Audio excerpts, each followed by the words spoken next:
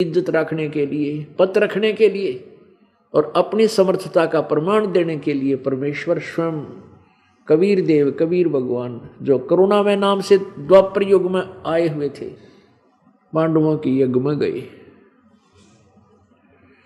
और उन्होंने वो पंच ग्रास 5 बार खाया, जो आहार 5 बार बोलकर बंद हो गया, जैसा कि आपने सुबह सत्संग में सुना। और फिर द्रौपदी के अंदर मन में दोष था, उस दोष को दूर करने के लिए प्रभु ने 5 बार शंख बजाकर बंद कर दिया, अखंड नहीं बजाया। तब श्री कृष्ण जी ने कहा कि द्रौपदी तेरे मन में खोट है, तूने संत के बारे में ऊंच नीच सोचा है और इसीलिए शंख नहीं बजाया, तेरे मन की मरोड़ निकालने लग रहे हैं ये। तब द्रौपदी जी ने उस सुदर्शन रूप में विराजमान परमात्मा के चरण धोए, जो वाल्मीकि वर्ण में आए हुए थे, और चरणामृत द्रौपदी ने पिया, आधा श्री कृष्ण जी ने पिया। तब परमात्मा प्रसन्न हुए तो वो शंख बजा, ऐसा शंख बजा कि स्वर्ग तक उसकी बहुत समय तक धुन गई। अब यहां परमात्मा कहते हैं, तुम कौन राम का जपते जापम, ताते कटे ना तुम्हारे तीनों तापम। तुम किन भगवाना की भक्ति करते, तुम्हारे ये भूत प्रेत भी ना निमटते, तुम्हारे भूत प्रेत भी नहीं भागते, ये 3 ताप भी नष्ट नहीं होते। तुम कौन राम का, कौन से भगवान की भक्ति करते हो जिसे तुम्हारी ये आपदाएं भी नष्ट ना हो रही। आपने दिन में ये भी देखा कि श्री विष्णु जी कह रहे हैं ब्रह्मा जी को कि मैं दुर्गा से ऊपर किसी को भगवान नहीं मानता। श्रीमद देवी भागवत गीता प्रेस गोरखपुर से प्रकाशित के पृष्ठ नंबर 28 पर प्रथम स्कंद में, मेरी जानकारी में दुर्गा से ऊपर कोई परमात्मा नहीं है, यही देवता है और मैं इसी की भक्ति और तप करता हूं। दुर्गा 562 और 63 पृष्ठ पर कहती है कि वो परमात्मा ब्रह्म है, उस ब्रह्म की भक्ति करनी चाहिए और सबकी पूजा त्याग देनी चाहिए, वो ब्रह्मलोक में रहता है। आपने ये भी पढ़ा कि 414 पृष्ठ पे श्री देवी भागवत, उसमें क्या लिखा है कि सतयुग में ब्राह्मण, ये वशिष्ठ जी आदि सब ब्राह्मण थे, वेद के पूर्ण ज्ञाता होते थे, विद्वान थे और दुर्गा की पूजा करते थे। तेरा गजब। और दुर्गा कह रही है वो तो ब्रह्म की पूजा करनी चाहिए, तुम करो दुर्गा की। और वेद भी ये कहते हैं एक ब्रह्म की पूजा ही करनी चाहिए, मेरी पूजा करो और पूर्ण और परमात्मा और पूर्ण ब्रह्म है, उसकी पूजा के लिए तत्वदर्शी संतों से पूछो। यजुर्वेद अध्याय नंबर 40 के श्लोक नंबर 10 से 13 में 2 बार लिखा है कि कोई तो परमात्मा को साकार कहता है, कोई अव्यक्त, कोई निराकार कहता है, कोई जन्म लेने वाला कहता है, कोई न जन्मने वाला कहता है। इसका यथार्थ ज्ञान भी उनसे सुनो जो विद्वान पुरुषों से, तत्वदर्शी संतों से, धीराणाम यानी तत्वदर्शी संतों से, जिनका अटल ज्ञान है, उनसे सुनो। यानी वेद ज्ञान से अलग कोई ज्ञान है और उसको बताने वाले भी अलग हैं, संत है। इसी प्रकार 13वें श्लोक में, 13वें मंत्र में कहा 40 के में कि कोई तो जिसने 11, 12, 13 में स्पष्ट किया है, कोई तो विद्वान मानता है जिसने अक्षर ज्ञान है, जो विद्या ग्रहण किया हुआ है, शिक्षित है, को अशिक्षित को अविद्वान बोल देते हैं। विद्वान और अविद्वान की परिभाषा भी वो तत्वदर्शी संत बताएंगे, उनसे सुनो। पुण्यात्माओं, कबीर जी को ये नकली ऋषि में ऋषि और संत ने क्या करते, ये विद्वान थोड़ा है तो संस्कृत नहीं जानता, ये क्या जाने वेदों और गीता के बारे में। और आज जब गीता और वेदों को मिला तो परमेश्वर कबीर देव की उस सिंपल लैंग्वेज में वही गीता और वेदा और पुराणों का यथार्थ ज्ञान लिखा हुआ था। तो एक विद्वान कौन हुआ? क्या एक संस्कृत के जानने वाला विद्वान होता है? तो विद्वान कबीर देव हैं, विद्वानों के विद्वान है कबीर देव और भगवानों के भगवान है कबीर देव। अब प्रसंग चल रहा है कि गीता जी का ज्ञान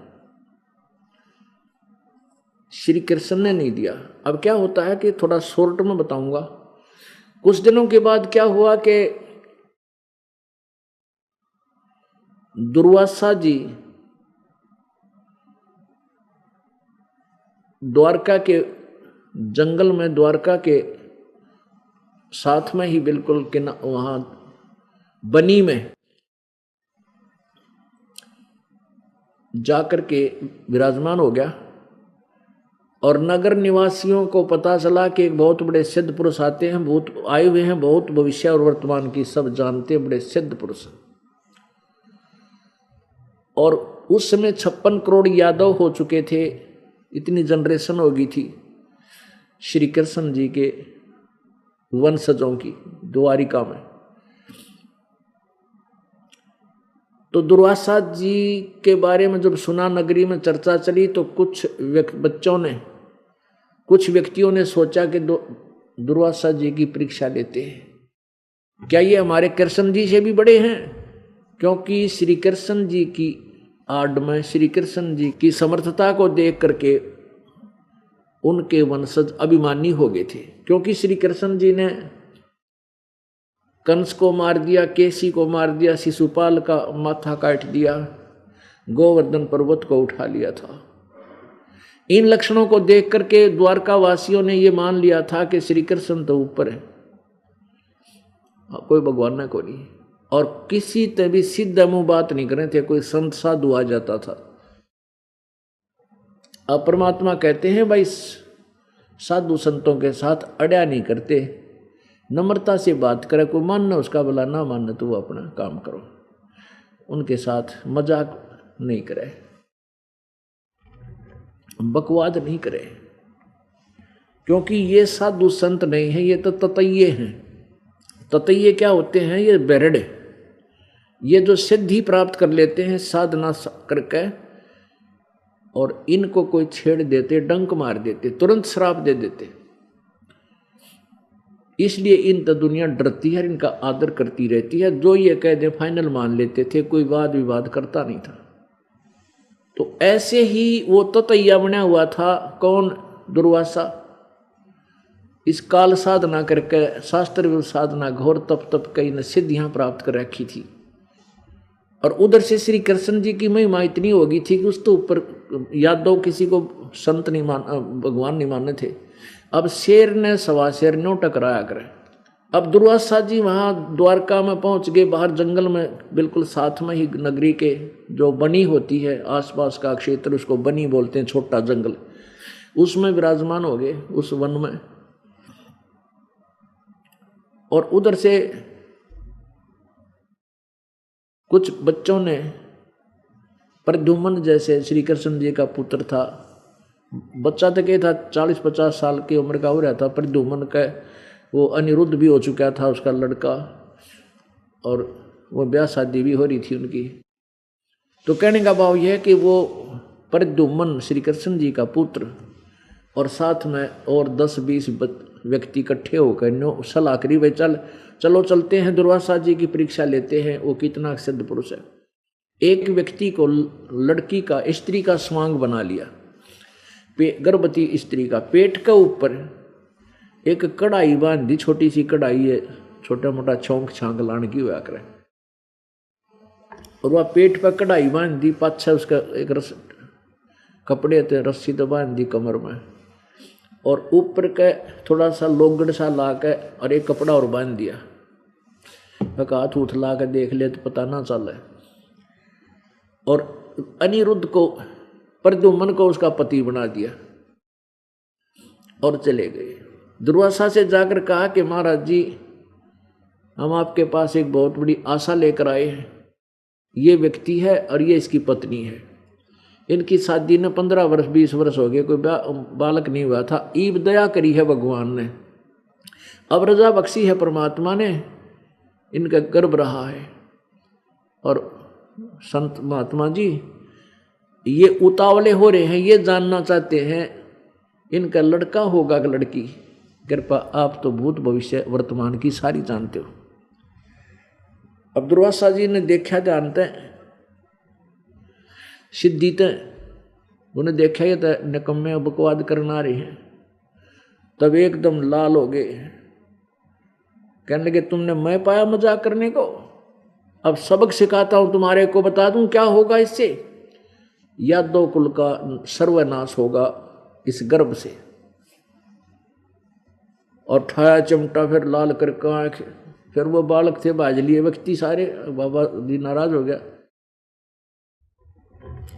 अब नगर में इस बात की चर्चा होगी कि दुर्वासा जी ने श्राप दे दिया, और दुर्वासा जी का वचन था तोप का गोला है, यो तो बात बिगड़ गई। तो कुछ व्यक्ति बहुत चिंतित हुए, उन्होंने सलाह मशुरा किया भी बच्चा ने गलती कर दी। बुजुर्ग से व्यक्ति थे वो इकट्ठे हुए, और शाम को किसी के घर आहार नहीं बना, इतनी चिंता होगी नगरी में, बात बिगड़ गया था। कुलनाश का श्राप दे दिया दुर्वासा, तो जमा एटम बम है भाई। फिर कुछ एक ने सोचा कि भी हमारे साथ श्री कृष्ण जी हैं, अपने गुरु जी हैं, वो आध्यात्मिक गुरु थे यादवों के और पांडवों के, चलो हम उनके पास अपने समस्या रखते हैं। तो कुछ मौजी से व्यक्ति 50-100 इकट्ठे होकर श्री कृष्ण जी के पास गए, कृष्ण जी को सारी कहानी बताई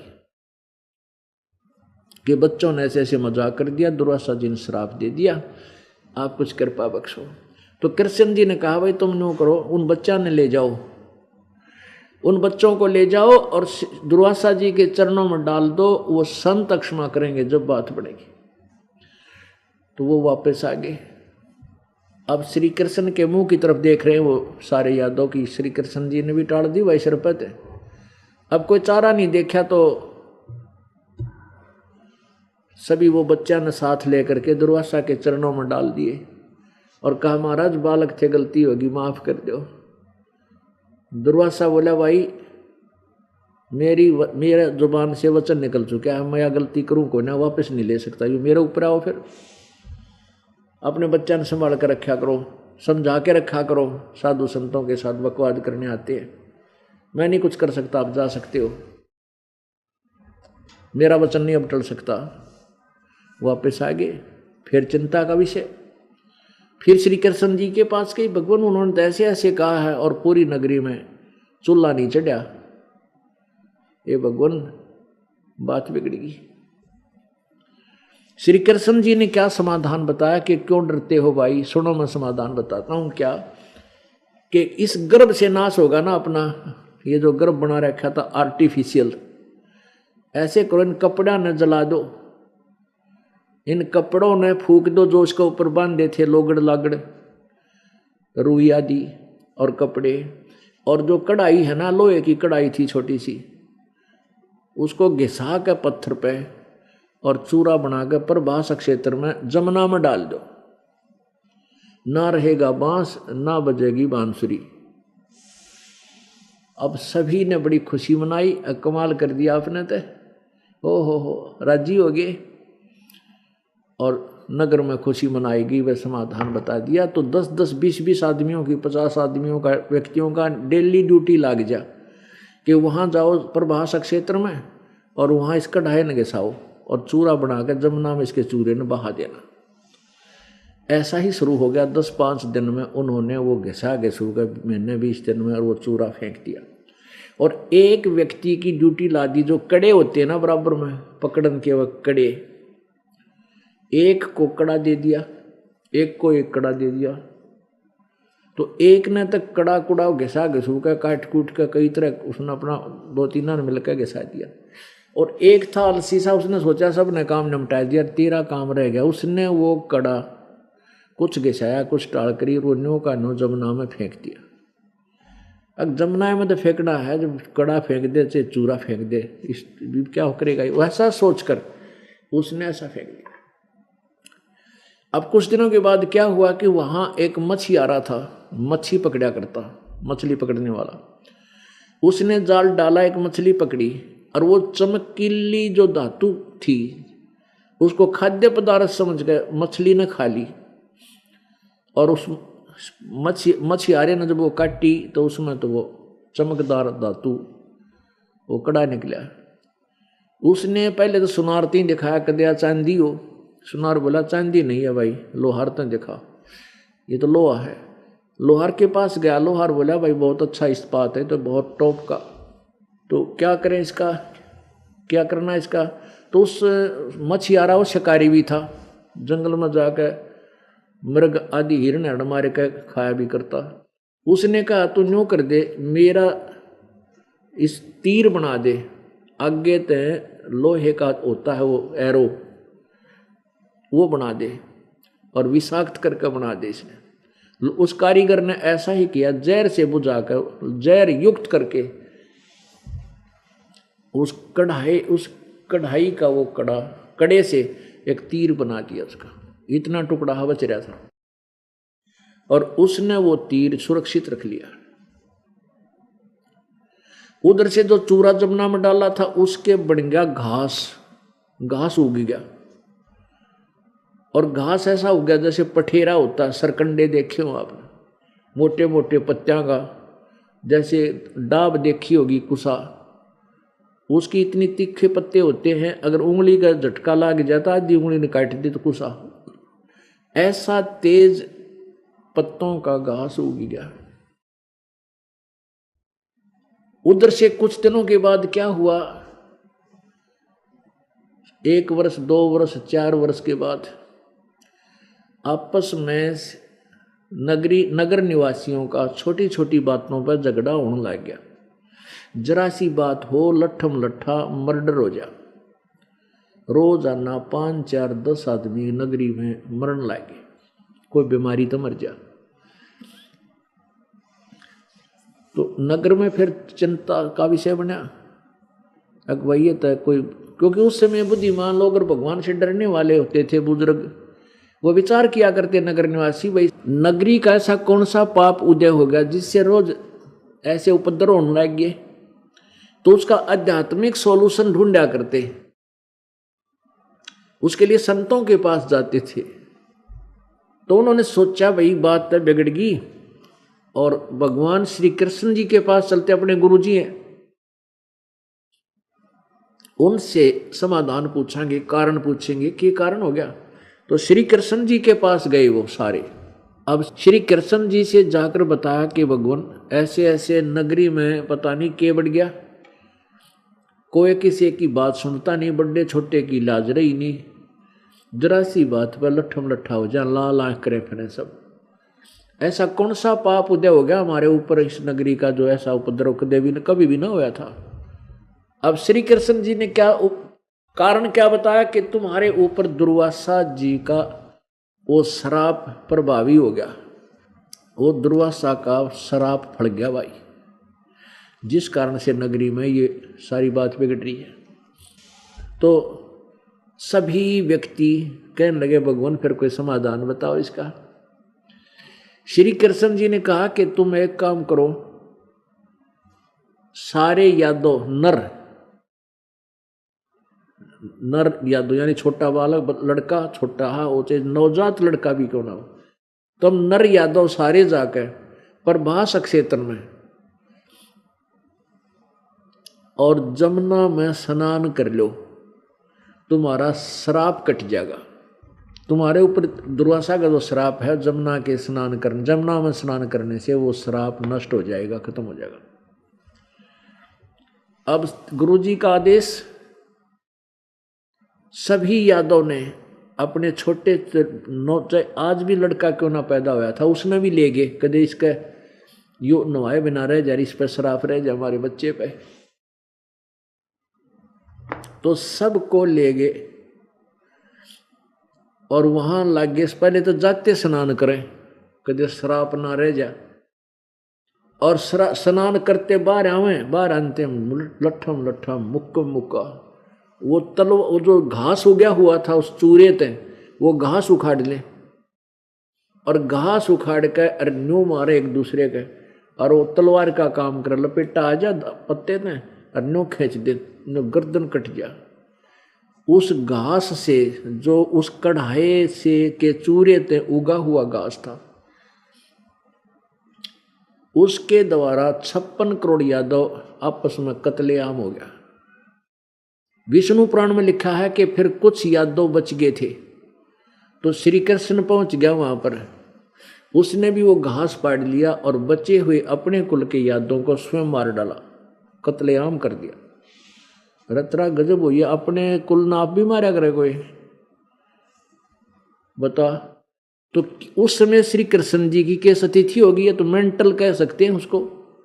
अब यू काल करवावे सारे काम और दुखी हमने कर रहा, वो काल प्रवेश कर गया श्री कृष्ण जी में और उसने रहे बचे हुए सारे यादव खुद मार डाले। अपने आत्माओं फिर क्या हुआ, श्री कृष्ण जाकर जंगल में लेट गया और नगर मत के में रहा है कोई ना, एक जंगल में जाकर वन में जाकर एक पेड़ के नीचे लेट गया दोपहर का समय। वही शिकारी जिसने उस कढ़ाई के कड़े का शेष बचे हुए कड़े का तीर बनवा रखा था लोहे का विषाक्त, वो तीर भी साथ ले रखा उसने। वो इमरजेंसी में रखा करता उसको लिए, और भी तीर कई रखा करता था कि। तो उस दिन उसने सुबह से लेकर दोपहर तक 12 बजे तक कोई शिकार नहीं मिला, कोई भी मर्ग नहीं मिला पशु जिसको वो मार सके। तो वो दुखी सा होकर सोचा इस वृक्ष के नीचे विश्राम कर लेता हूं, दोपहर का अपना खाना खुना खा लूं। उस वृक्ष की तरफ चला जहां श्री कृष्ण जी लेटे हुए थे, पैर पे पैर रखकर, घुटने पर एक पैर रखकर लेट जाता है ना आदमी, घुटने में दूसरा, और तलवा सामने हो जाता है एक पैर का। उस तलवे में एक पैर में श्री कृष्ण जी के पद्म था, और पद्म ऐसा चमकीला होता है रात्रि के समय अंधेरे कमरे में वो 50-60 वाट के बल्ब जितनी रोशनी कर देता है, और दिन में वो चमकता रहता है, लेकिन बल्ब जैसे दिन में चमक भी रहा होता है उसकी चमक दिखाई देती है, बल्ब नहीं दिखता। ऐसे जो वो वृक्ष की जो झुरमटें थी, वो नीचे की टहनियां जमीन को छू रही थी तीन तरफ से, एक तरफ से रास्ता था उसमें जाने का। तो श्री कृष्ण जी ने वह गहरी छाया देखकर वह विश्राम किया था। उधर से वो शिकारी उसी तरफ चल पड़ा, उसके वृक्ष की अच्छी गहरी छाया देखकर। तो निकट आया तो उसने देखा कि एक कोई चीज चमक रही है, वस्तु वृक्ष की झुरमटा में उन टहनियों में से। अब कहा अगर जिसने जिसकी आवश्यकता है वो उसने वाय दिखा करे। उसने सोचा कि मर्ग की आंख है और वो मर्ग यहाँ कोई विश्राम कर रहा है। उसने उस आंख जान के पद्म को मर्ग की आंख समझकर और तीर ठोक दिया, एक प्राणी जान के, मर्ग जान के, पशु जान के। और जो ही वो तीर ठोक दिया जो विषाक्त था, इमरजेंसी में रखा करता, उसने सोची कदे यू बच के भाग जाए, इसका यू ठोकूं। वो तीर मार दिया और तीर लगते ही श्री कृष्ण जी चिल्लाए, जैसे दर्द हुआ, पीड़ा से कर रहा है।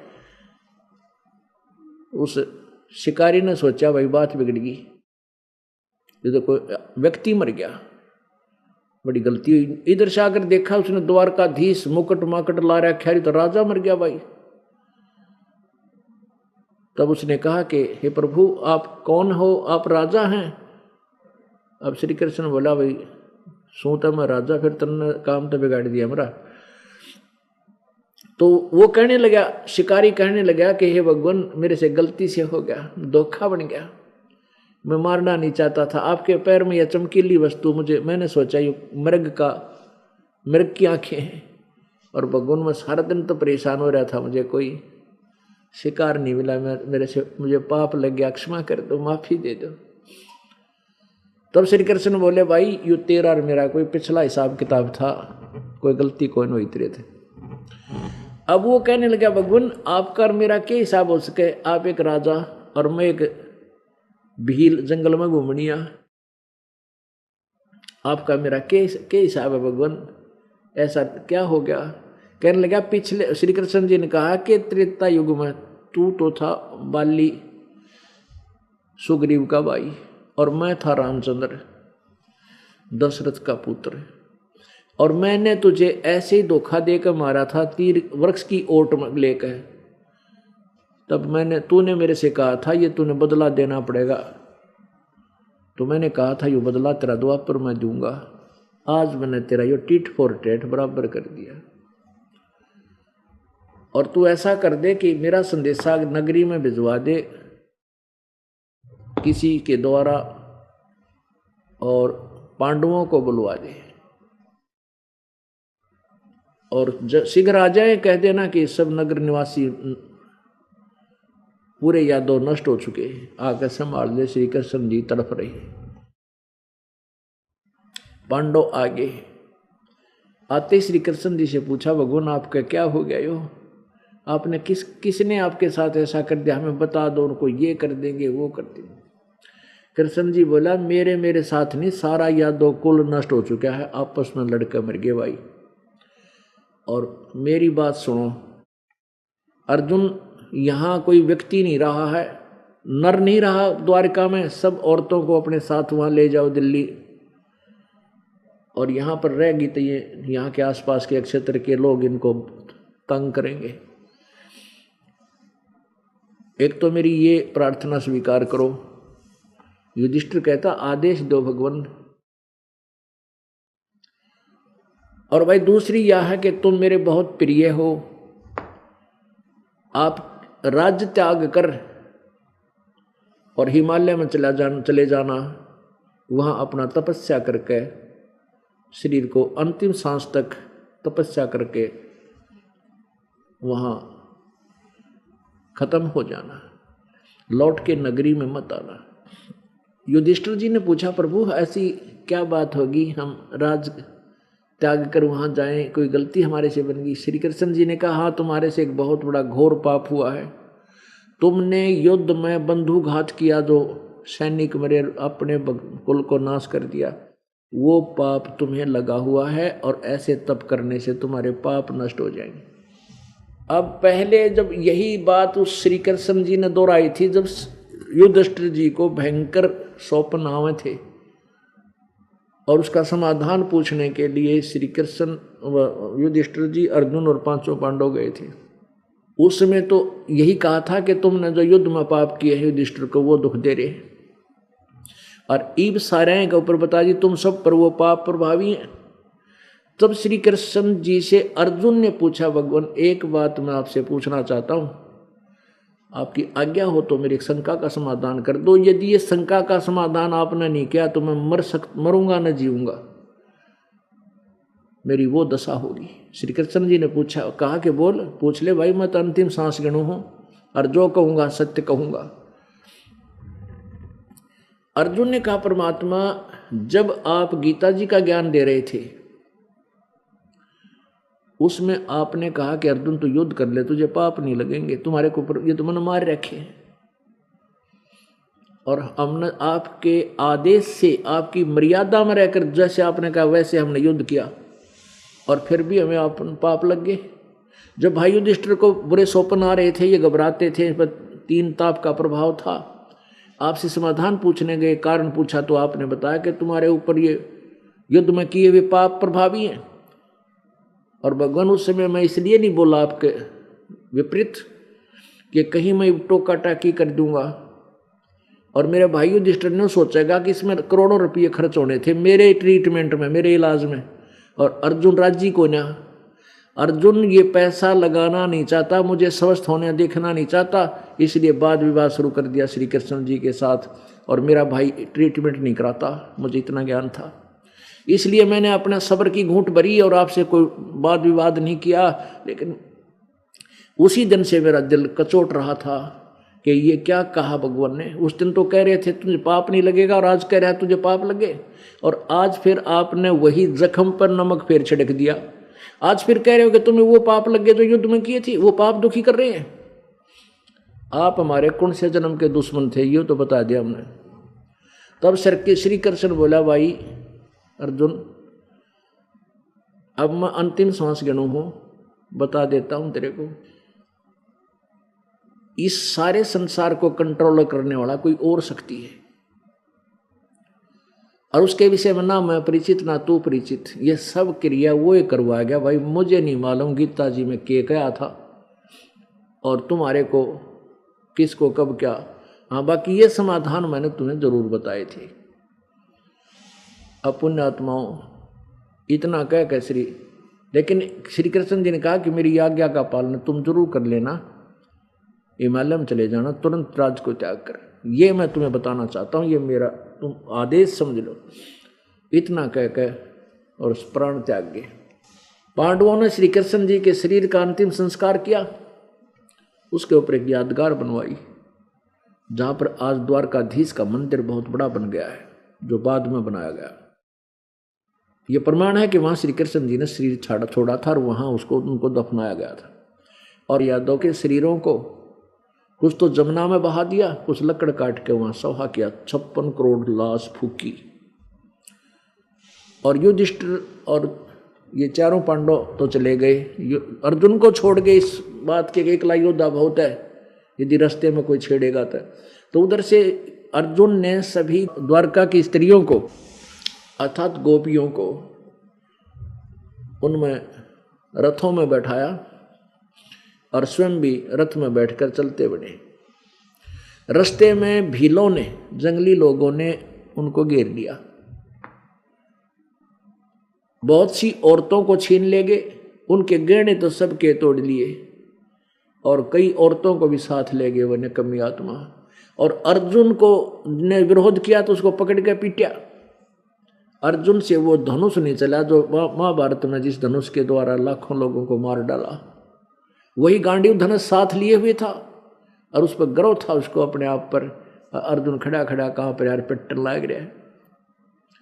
जब ये सारा काम हो लिया, बची हुई औरतों को लेकर अर्जुन जब चलन लग गया, तब कृष्ण जी को कोसण लग गया कि ये कृष्ण छलिया था, ये बड़ा धोखेबाज था, ये हमारा शत्रु था।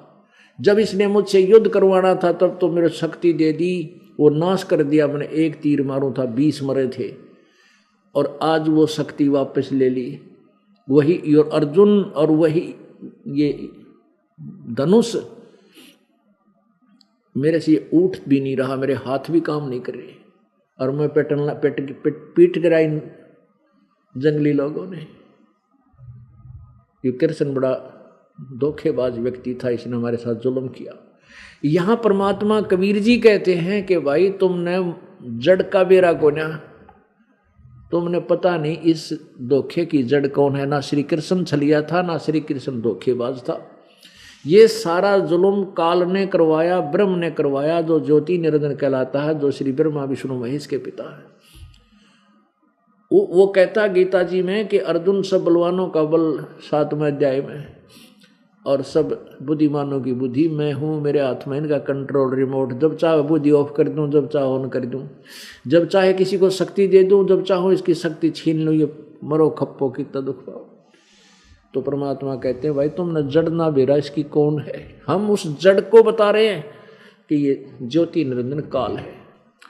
अपने आत्मा इस कथा से हमने काफी निष्कर्ष निकालना है। जैसे श्री कृष्ण जी ने समाधान बताया था दुर्वासा जी के श्राप को टालने का कि इस कढ़ाई ने घिसा दो, लोहे की कढ़ाई ने, और लत्ते फूंक के वो कपड़े फूंक कर पानी में बहा दो, इस चूरा भी जल में बहा दो जमुना के, तुम्हारा श्राप का असर नहीं करेगा। फिर जो श्राप असर करने लगा, जब कहने लगे जाओ उस जमुना में स्नान कर लो, तुम्हारा श्राप नाश हो जाएगा, कट जाएगा। अब जमुना के नहान में श्री कृष्ण द्वारा जी के द्वारा बताए गए समाधान से यादों तक कट गए, लेकिन श्राप नहीं कटा। पुण्यात्मा जो हमें गुमराह किए हुए ये नकली संत ऋषि और गुरु, जमुना में नहा लो, गंगा में स्नान कर लो, पूर्णमासी आओगी गंगा का नहान से, तीर्थ में स्नान कर आओ, थारे पाप कट जाएंगे, ये मिसगाइडेड हैं बाय द काल गॉड। इस काल भगवान के द्वारा भ्रमित किए हुए और उल्टे रास्ते पर लगा रखे ना, और गलत साधना करते रहें, अपना कष्ट पर कष्ट पाते रहें। अंत में ये भगवान से विमुख हो जाए। काल ये चाहता है इनके हृदय से भगवान मिट जा, अकिता भगवान है ही नहीं, परमात्मा कोई नहीं। जैसे पूरब, चीन और रूस परमात्मा को नहीं मानता, और सबसे पहले वो भगवान को बहुत चाहने वाले थे और महात्मा बुद्ध के अनुयायी हुए थे। महात्मा बुद्ध काल के द्वारा भेजा हुआ था, उसको कोई उपलब्धि हुई नहीं और उसने कह दिया कि भाई भूखा मरने तो भगवान नहीं मिलता। 10-20 5-4 पॉइंट अच्छी अच्छी बातें नोट कर ली, वो सुनाने लग गया, ऐसा ना करो, ऐसा करो, ऐसा करो, जीव हिंसा मत करो। तो उसके शब्द में शक्ति थी, क्योंकि वो काल द्वारा भेजा हुआ पुण्यात्मा था। उसकी शब्द की शक्ति से काफी प्रभाव होता था लोगों को, वो अनुयायी होते चले गए, अनुयायी होते चले गए। और फिर क्योंकि उनके द्वारा बताए गए समाधान से कोई लाभ हुआ नहीं, पूरा का पूरा चाइना जो विश्व की सबसे बड़ी आबादी वाला देश है, सब नास्तिक हो गए, भगवान है ही नहीं। इधर से एक कम्युनिस्ट हो गए, कहते भगवान है ही नहीं, ये तो अपने आप नर्मदा से बनता है। ऐसे ही ये रूस भी पूरा कम्युनिस्ट है, वो भी ये नहीं मानते भगवान है। और काल ये चाह है कि मनुष्य ये सोच रहे भगवान है नहीं, ये धक्के खाते रहे, यहीं मरते खपते रहे। लेकिन परमात्मा आकर के रह रहकर अपनी सतिथि, अपनी समर्थता का परिचय दे करके अपनी सतिथि को पुनः स्थापित करता है कि भगवान है और वो जो चाहे सो कर सकता है। अब श्री कृष्ण जी के द्वारा बताए गए समाधान और सुन लो। फिर उन्हें बताया था पांडवों को कि तुम्हारे पाप कट जाएंगे, तुम तप कर लो। अब तप करने गए, वहां पाप कटे नहीं। पहले तो समाधान बताया था कि तुम एक यज्ञ करो, तुम्हारे वो पाप कट जाएंगे जो युद्ध में हुए थे, जो तुम्हें दुखी कर रहे हैं। और वो भी श्री कृष्ण की के द्वारा बताए गए, ना उनसे किए गए आहार से कोई राहत नहीं मिली। वो भी उस परम पिता ने आकर के वहां आहार किया, अपना आशीर्वाद दिया। वो 3 ताप भी तब पांडवों के कट्टे। अब श्री कृष्ण ने दोबारा फिर बताया कि तुम हिमालय में जाओ और तपस्या कर लो, और तप करके वहीं अंतिम श्वास तक वहीं अपना शरीर पूरा कर दो, वापस नगरी में मत आना, तुम्हारे पाप कट जाएंगे। तो युधिष्ठिर ये 5 के 5 पांडव कुंती और द्रौपदी समेत वहां चले गए हिमालय में, और वहां तपस्या करते रहे, बर्फ में गल गए सारे, वहीं मर गए। अब फिर क्या हुआ आगे की परमात्मा बताते हैं, ये सब संवेद बता रहा, सब इतिहास सब कहानी को एक सिरे चढ़ा रहे हैं परमात्मा का ज्ञान। वास्तविकता क्या थी कि यहाँ से जब ये 5 मर गए, 7 मर गए, ऊपर गई आत्माएं, तो वहां क्या था,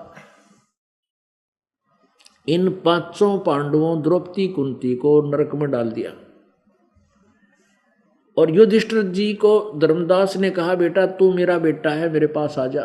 उस धर्मराज ने, जो न्यायाधीश है, चीफ जस्टिस है यहाँ का, धर्मराज का बेटा था युधिष्ठिर, उसका पुत्र था। और पवन का पुत्र था, पवन देवता का पुत्र था ये भीम। और अश्वनी कुमार, ये 2 हैं, इन दोनों के पुत्र थे ये 2 पांडव थे, नकुल और सहदेव। और इंद्रदेव देवता, जो स्वर्ग का राजा है, इंद्र का पुत्र था अर्जुन। अब इन 4-5 को, इन 6 को तो डाल दिया नरक में, 4 पांडवों को और कुंती और द्रौपदी को। और युधिष्ठिर धर्मराज के पास चला गया और कहा, बेटा जा इधर स्वर्ग में घूम ले तू, और ठाठ कर, तू मेरा बेटा है यहाँ का। अब वहाँ युधिष्ठिर जी ने स्वर्ग में घूम कर देखा तो वहाँ कहते हैं दुर्योधन तो बैठे वहाँ एक बहुत बड़ी झूला पर झूल रहा, ठाठ कर रहा देवता के साथ शरीर प्राप्त करके, और पांडव की तभी को ना। तो वापस आया अपने पिता के पास और कहा, पिताजी मेरे भाई कहाँ हैं? और दुर्योधन तो वहाँ स्वर्ग में एक देव शरीर प्राप्त करके आनंद भोग रहा, मेरे भाई कहाँ गए? धर्मराज ने कहा, भाई तेरा कोई भाई नहीं, तू मेरा बेटा है। और वहाँ तो तुम एक फिल्म बनाने गए थे, वह महाभारत रूपी फिल्म बना दी, तुम बनाने के लिए भेजा था तुमने। ये मुख्य यानी अच्छी हस्तियाँ के बेटे थे तुम। भाई वहाँ कोई बेटा नहीं, तो वहाँ कोई तेरा भाई भूई नहीं है, वहाँ तो हो लिया नाता तुम्हारा, जो वहीं पर रोल खत्म हो लिया। अब पुण्यात्मा आप देखते हो कि 1 करोड़पति का बेटा, 1 करोड़पति का बेटा एक्टर हीरो और रिक्शा चलाता है, रिक्शा चला के का रोल कर रहा है, रिक्शा चालक का, पाटे पाटे कपड़े पहन रहा है, एक झोपड़ी में लौटा रहे हैं, ऐसा दिखाते कई रोल। और हम बोली आत्मा वो सोचे हो जाए कितना गरीब आदमी है, बड़ा रहम आता है। और उस फिल्म ने शखर में चढ़ जाती है और नो सोचे, और उसको वो अपना मूर्ख बना रहा है फिल्म देखनिया ने। गरीब नहीं है वो तो करोड़पति का बेटा है। जब वो रोल खत्म करके 60 लाख की गाड़ी में 50 लाख की गाड़ी में घूम रहा होता है, वो तो मूर्ख बना रहा था उन दर्शकों को एक रोल करके। ऐसे ही ये महाभारत रूपी एक फिल्म बना गए ये हीरो, और हम इस महाभारत में पढ़ पढ़ कर अपना जीवन बर्बाद करें। बताइए ना कि महाभारत ने 100 बार पढ़ ले, बता हमने क्या लाभ होगा। वह इतने दुखी थे जो महाभारत के रोल कर रहे थे। तो युधिष्ठिर धर्मराज ने कहा तुम्हारा वो कोई पिता नहीं, वो भाई नहीं है, तू मेरा बेटा है, यहाँ रह ठाटते हैं। युधिष्ठिर बोला नहीं, यह ममता, यह काल का जाल जो सतगुण विष्णु जी के द्वारा मोह सतीथी है, यह बहुत भयंकर है। तो वो मोह ना छूटे आपस में, भाई और बहन, नीचे वाला भाई भाइयों का, माँ का। युधिष्ठिर धर्मराज ने से कहा युधिष्ठिर से कि मैं भी, तो उसने बताया कि धर्मराज ने बताया वो नरक में डाल रखे हैं, उन्होंने बहुत पाप करे थे महाभारत के युद्ध में। और युधिष्ठिर स्वर्ग में कैसे है कि ना, वो दुर्योधन स्वर्ग में कैसे है कि वो युद्ध में मारा गया था, और वो 5, 7, 20, 30, 50 वर्ष यहाँ रहेगा, फिर ये नरक में डाला जाएगा, वो पाप करे रखे इसने। अब उतरा गजब हो यो, इब आंख खुली युधिष्ठिर की कि वह कुछ दिन स्वर्ग में भी चले गए, और हमने राज जीता था, हम स्वर्ग के, मेरे भाई तो स्वर्ग के अधिकारी भी नहीं रहे बने। तो युधिष्ठिर ने बोला मैं तो अपने भाइयों के पास ही जाऊंगा, मुझे वहीं भेज दो। अब धर्मराज बोला भाई एक काम करे, एक दूत भेज दिया, यमदूत, उससे कहा कि आप ले जाओ इसको और इसके भाई उनको दिखाकर वापस ले आओ, फिर बात कराएंगे। अब उस नरक के अंदर ले गए युधिष्ठिर को, और बहुत गहरा ले गए, चलता रहे, आ जाओ, वहाँ बुरा हाहाकार मच रहा है, इसे बुरी तरह कीड़े मकोड़े मच्छी जंतु खा रहे हैं, और युधिष्ठिर का भी काटना शुरू कर दिया उन्हें। लेकिन उस ममता के कारण वो आगे बढ़ता जा रहा। वहाँ आगे जाकर देखा तो आत्माएं रो रही हैं, हे भाई मैं युधिष्ठिर अर्जुन की आत्मा हूँ, मैं भीम की आत्मा हूँ, मैं कुंती की, मैं द्रौपदी की, हमारे साथ ऐसा जुल्म हो गया, हमने पाप करे थे, आज भोगने पड़ रहे हैं, हमने जुल्म किया युद्ध में, वो पाप आज हमें भोगने पड़ रहे हैं। युधिष्ठिर बड़ा दुखी हुआ। तो फिर धर्मराज ने आकाश आवाज लगाई कि ये देवदूत वापस ले आया इसको, युधिष्ठिर को। युधिष्ठिर कहने लगा मेरे भाइयों को बाहर निकाल दो। धर्मराज ने कहा नहीं, ये नहीं निकल सकते, आप बाहर आओ। अगर नहीं मैं भी नहीं आता फिर बाहर यहीं रहूंगा। धर्मराज ने कहा कि बाहर आ जा, यहाँ कोई सोल्यूशन निकाल लेंगे इनका, आ जा। इसके कहने जब वो युधिष्ठिर बाहर आया, अब उसको वहां नरक में 1 घड़ी 2 घड़ी घंटा 2 घंटा नरक जाना पड़ा किसको, युधिष्ठिर को। पुण्यात्माओं, अब ये तत्व ज्ञान है जिसका निष्कर्ष निकल रहा है। युधिष्ठिर धर्मराज ने अपने पुत्र युधिष्ठिर से कहा बेटा तू पंगे में पा मत दे, अपने पुण्य बर्बाद ना करे, ये अपना कर्म भोगेंगे, भोगना पड़ेगा, इसमें कोई कैंसिल नहीं कर सकता। तो उन्ना मैंने जिद कर ली कि मन ने भी डाल दो पिताजी ऋषि नरक में। फिर आखिर में दुखी होकर धर्मराज ने कहा भाई एक काम कर ले, तू अपने कुछ पुण्य दे दे उनको, उन पुण्यों के प्रतिफल में मैं उनको स्वर्ग भेज दूंगा। युधिष्ठिर कहने लगा मैं अपने आधे पुण्य अपने उन 6 मित्र भाइयों को और पत्नी और माँ को दे रहा हूं। तब युधिष्ठिर उस धर्मराज ने आधे पुण्य संकल्प कराकर उनको वितरित कर दिए और उन सबको नरक से निकलवा लिया। वहां वो देव शरीर प्राप्त हो गया। उसी समय वह आ गए, पवन देवता आ गया, वो भीम ने ले गया, ये मेरा बेटा है। इंद्र आ गया, अर्जुन ने ले गया, और नकुल सहदेव को ले गए, अश्वनी कुमार जो सूर्य के पुत्र हैं। सूर्य, ये सूर्य नहीं, आग का देवता, एक देव है सूर्य, सूरज। युधिष्ठिर रह गया अकेला अपने पिता के पास। उधर से द्रौपदी और कुंती को स्वर्ग भेज दिया। अब जितने समय तक युधिष्ठिर जी के द्वारा दिए हुए पुण्य इनके साथ रहेंगे, पांडव और द्रौपदी कुंती के साथ, शेष पांडव के साथ, तब तक तो वो स्वर्ग में रहेंगे। और पाप, युद्ध में किए हुए पाप, वो फिर दोबारा नरक में जाकर भोगना पड़ेगा, हमको कोई काट नहीं सकता। केवल कबीर परमात्मा मासा घटे न चल बदे, विधाता लिखे जो लेख, और सच्चा सतगुरु काट कर वही ऊपर मारे मेघ। कबीर परमात्मा काट सकता है। कबीर अंगारी असी बंभारी असी। वो कबीर परमात्मा पाप काटने वाला, पापों का शत्रु है, पाप विनाशक है, और बंधनों का काटने वाला बंदी छोड़ है। वो रत धामा स्वर ज्योति असी स्वयं प्रकाशित, और सतलोक में रहता है। पुण्यात्माओं, अब श्री कृष्ण जी ने समाधान बताया, तब कर लो थारे पाप कट जाएंगे, तो भी ना कटे। और युधिष्ठिर को भी नरक जाना पड़ा इतना समय के लिए, क्योंकि उसने धर्मराज ने बताया, बेटा तुझे भी नरक इसलिए भेजा मैंने। अब यहाँ के न्यायाधीश के बेटे की भी वो न्यायाधीश पाप नहीं काट सका।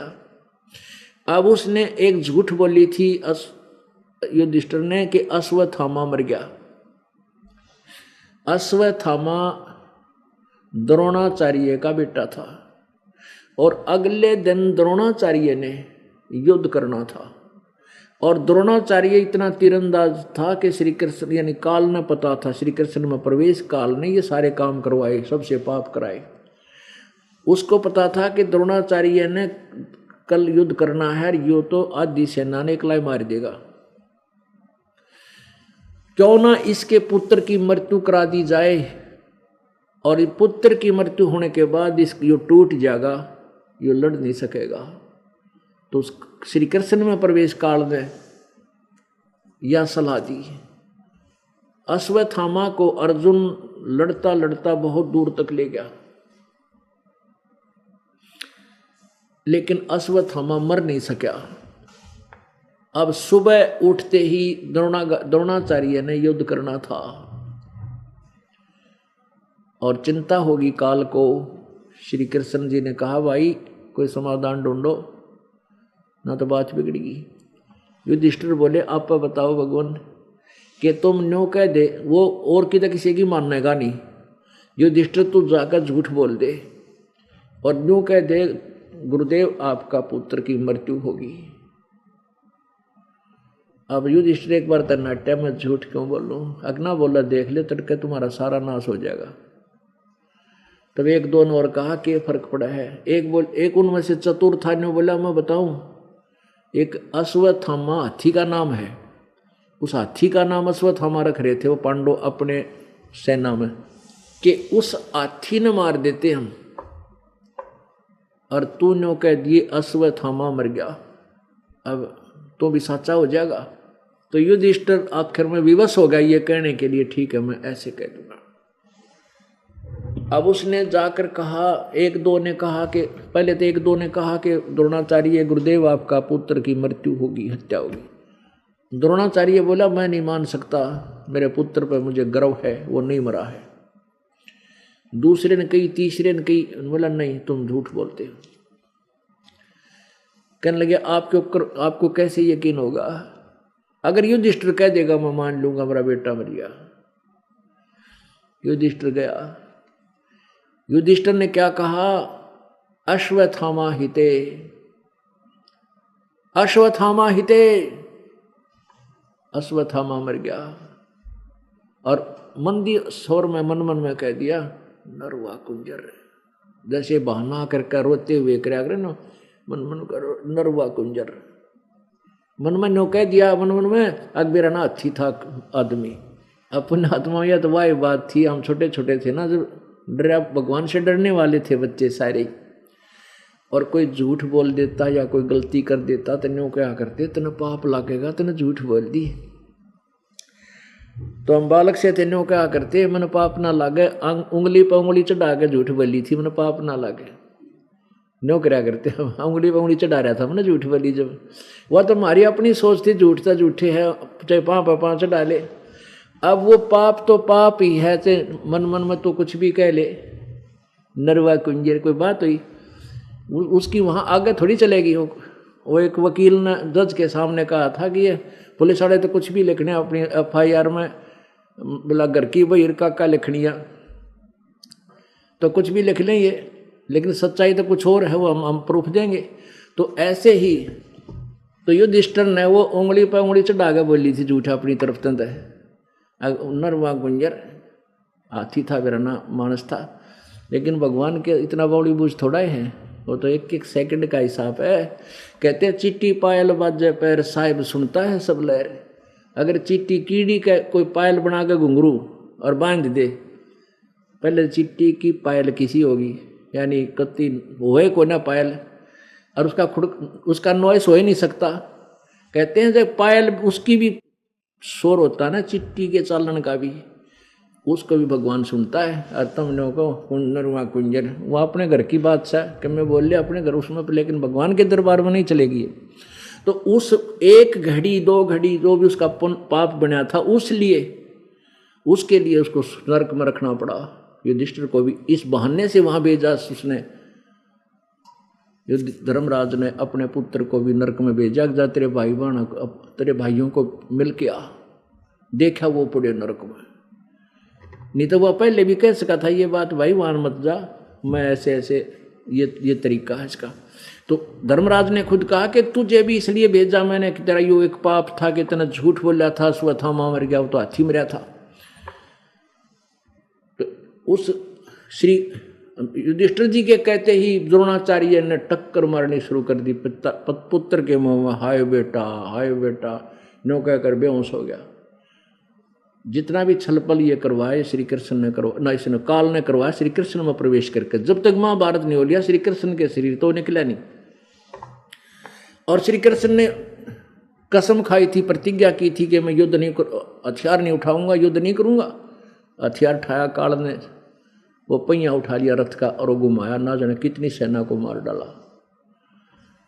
तो पुण्यात्माओं इससे सिद्ध है कि श्री गीता जी का ज्ञान